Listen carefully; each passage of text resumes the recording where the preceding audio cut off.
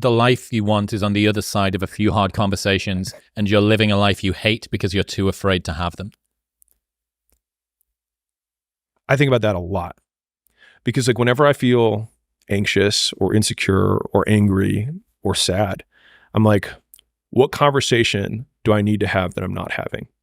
And so then, and usually if I just think for not that long, I'm like, this is the conversation I've been putting off. And then, you know, I'm not the poster child of mental health. And so I'll just call myself a pansy for not having the conversation.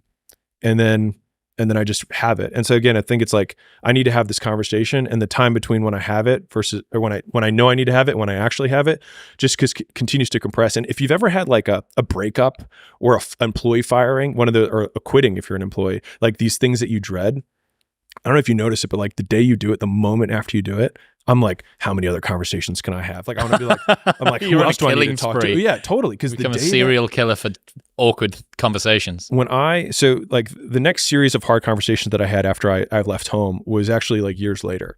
So I had multiple partners I had a partner in one of my gyms. I had a partner in 4 other gyms.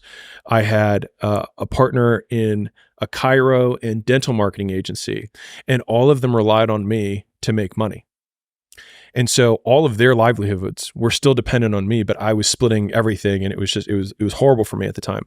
And so I remember when I ended up getting in a DUI, and you know, I talked to a performance coach or whatever, and he was like, your stress and these conversations could literally kill you. He's like, they almost did. So I got in a head-on collision at 60 miles an hour and I walked away, no injuries. But it was like my wake-up call, but not to stop drinking. It was my wake-up call that I needed to have these conversations. And that's what I was avoiding when I was drinking. It wasn't the alcohol. It was what were the things that I'm avoiding, that I'm using alcohol to get away from.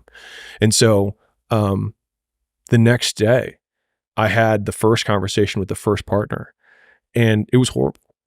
But the moment I was done, I was like, I got to call the other guy. And I called the other one. I was like, this is how it is. And the thing is I had this backstop of my death, of like, you almost just died because you wouldn't have this conversation. And so then it just gave me this courage to just be like, and whatever the reaction was, I was like, I'd rather be alive. Like, that was it. And so it's weird though, because death has been this really recurring theme in my life, that like the same thing happened when like the only thing that gave me enough balls to stand up to my dad, to be fair, from a distance from the car when I was driving halfway across the country. Like, let's not make me into too big of a hero here.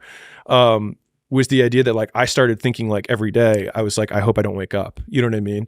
And that was the thing where I was like, this is a big enough problem that like, if you don't want to wake up, then what have you got to lose? Exactly. And that was it. And I was like, I have nothing to lose. And that was when I think in the last podcast we talked about this, where it's like, if everybody who's like at the bottom and feels like they have nothing going for them, reframe that as, I have nothing going for me, which also means that I have nothing to lose by taking action, it makes you a much more dangerous person. And I think that was the flip that I've had repeatedly shown to me in my life that allowed me to take the step that I was afraid to take. Have I told you about the region beta paradox? Have you seen that one? Okay, so this is interesting. So imagine that you had to go a mile or less, and if you did... A mile? A mile. Okay. If you had to travel a mile or less, you would walk it. And if you had to go more than a mile, you would drive it. Okay. So paradoxically, you would go 2 miles quicker than you would go 1 mile. Uh-huh.